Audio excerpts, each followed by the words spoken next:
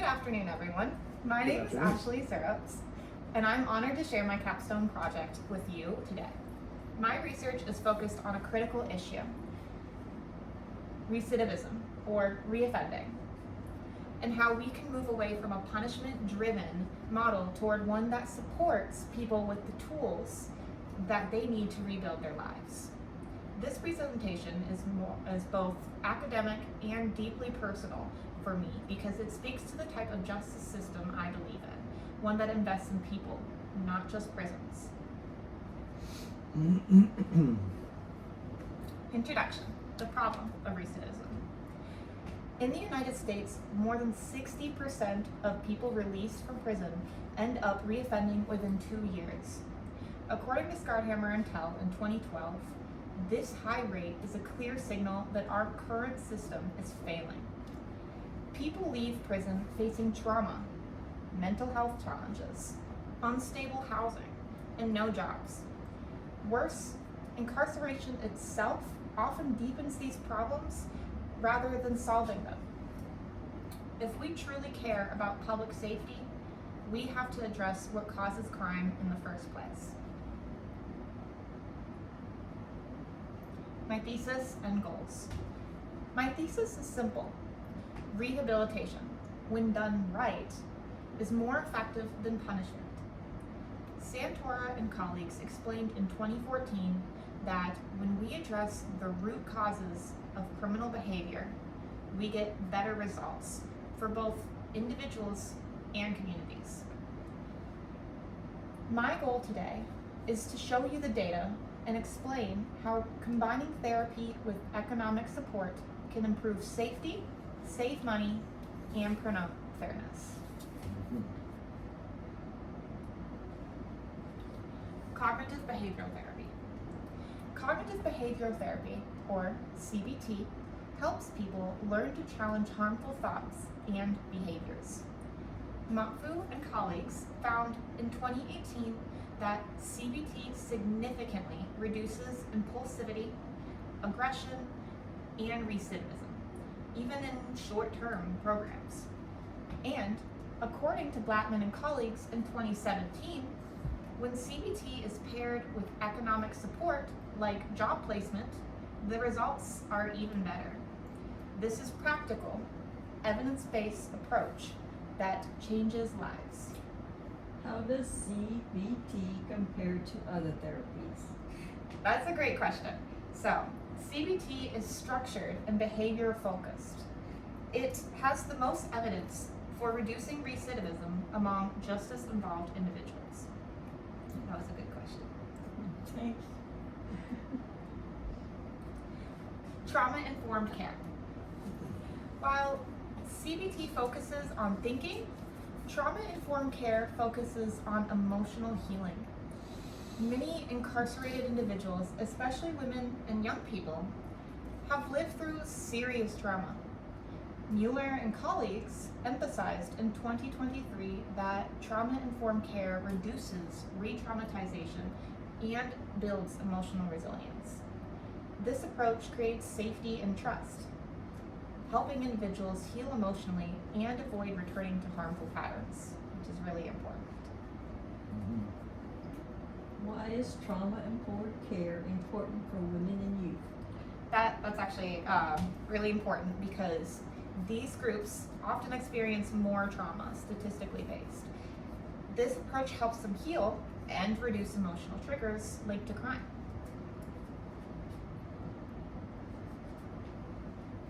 Therapy as prevention. Together, CBT and trauma-informed care do more than treat existing problems. They help prevent future offenses. Derelick in 2022 described how these therapies give people tools to handle conflict, manage emotions, and avoid triggers. When people gain self-awareness and coping skills, they're less likely to fall back into old habits.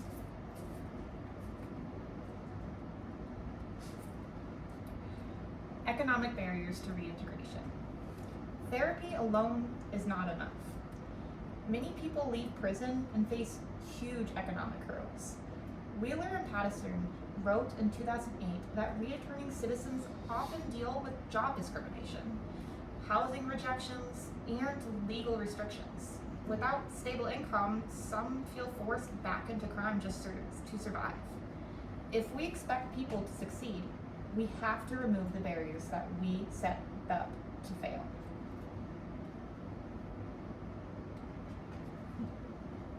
Economic solutions.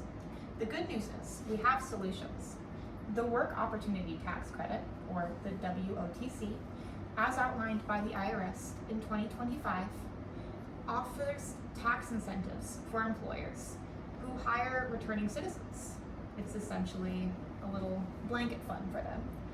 Foreman and colleagues in 2018 found that vocational training teaches skills employers want, helping people find stable work.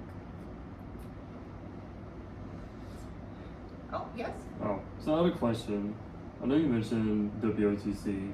So what barriers do employers face for hiring returning citizens?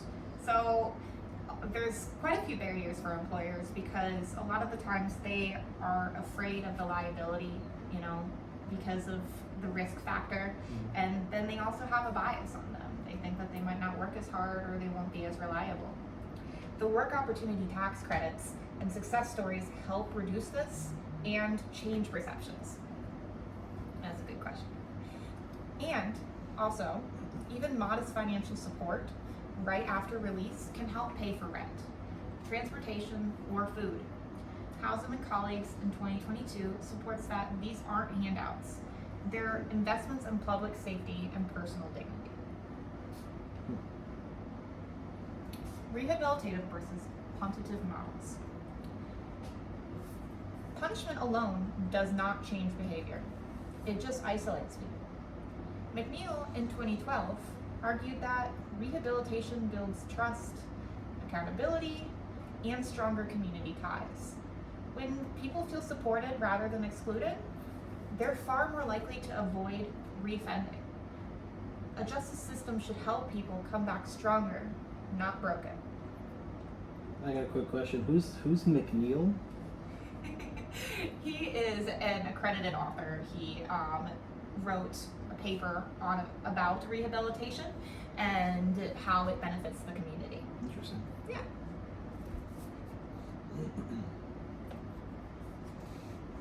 International comparisons. Norway. While other countries obviously have different environments, different populations, and different values, Norway still offers a powerful example.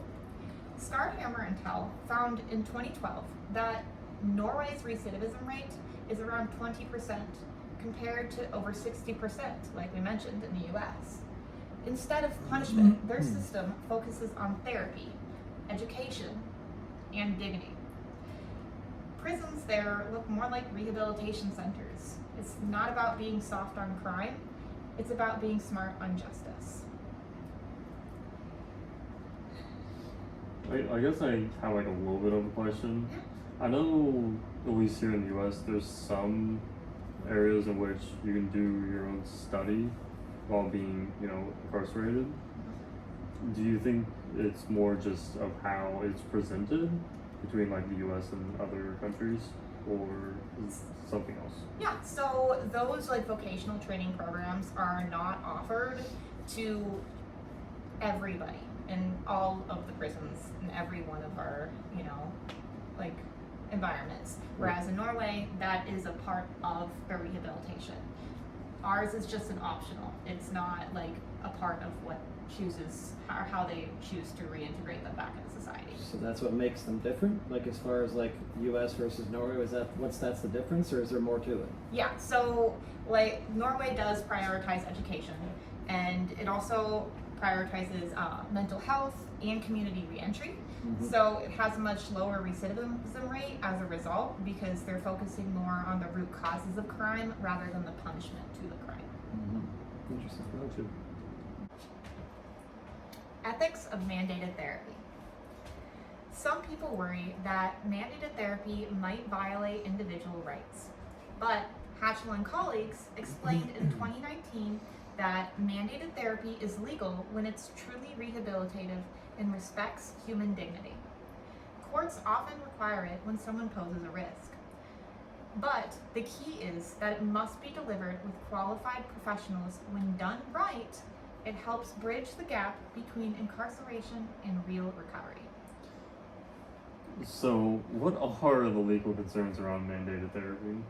So, therapy must be focused on rehabilitation and respect legal rights. Courts use it as a condition of release when it benefits reintegration.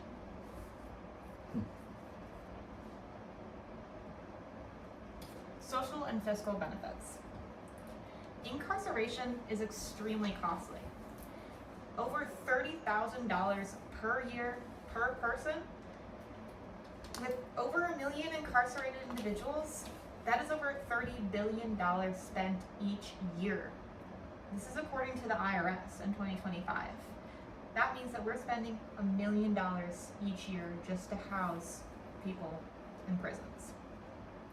Blackman and colleagues in 2017 showed that rehabilitation programs cost far less money and lead to safer communities and better economic outcomes. When we invest in people, we save money and build stronger societies. Yeah, but is rehabilitation alone enough to stop the reoffending? Yeah, so no single solution is perfect, unfortunately, but combining therapy, housing, and job support gives people their best chance at success. That's interesting. Policy recommendations. As for policy recommendations, Nesbitt in 2023 argued that we need to shift resources from punishment to rehabilitation. That means funding therapy, housing, and job training, which boosts employer incentives. We need public education campaigns to fight stigma and encourage fair chance hiring. None of this is radical. It's proven, evidence-based reform. Conclusion. In closing, rehabilitation works. Therapy and economic support creates real pathways out of the justice system and help rebuild meaningful lives. Justice reform isn't just a policy, it's a moral, social, and economic necessity. If we want safer communities and a fairer society, we must invest in people, not just prisons. Thank you all so much for listening. I'd love to hear your thoughts or answer any questions. So I guess what I need to know is what would happen if we continue just relying on the punishment first style system they're running now? So we'd see continued cycles of incarceration, high public costs, and lost human potential, which is really unfortunate. Without addressing root causes, recidivism stays high, and communities continue to suffer both socially and economically. What's the biggest mindset shift society? So as a society, our mindset needs to shift. We need to move from viewing formerly incarcerated individuals as threats to seeing them as people with potential. Shifting our focus from punishment to opportunity creates safer communities and stronger second chances. So, I kind of got two questions.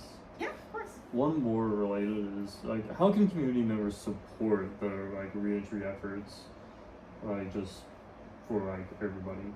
So people can advocate for fair chance hiring, support local reentry programs, volunteer with organizations offering job training or housing help, and push for local policy changes that emphasize rehabilitation.